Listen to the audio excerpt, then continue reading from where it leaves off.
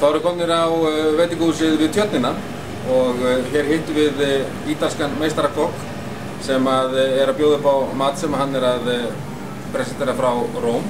Hann á einhver veitingahús þar. Hello, how are you doing? Fine, thanks. Okay. Welcome to Iceland. How did you like the Icelandic fish and other ingredients? Come è piaciuto il pesce e tutti gli ingredienti islandesi? Come hai trovato? Molto buoni. Soprattutto il baccalà e la rana pescatrice, che sono i due piatti che abbiamo preparato. He loves the bacala and the monkfish. Okay. Finds them of very high quality.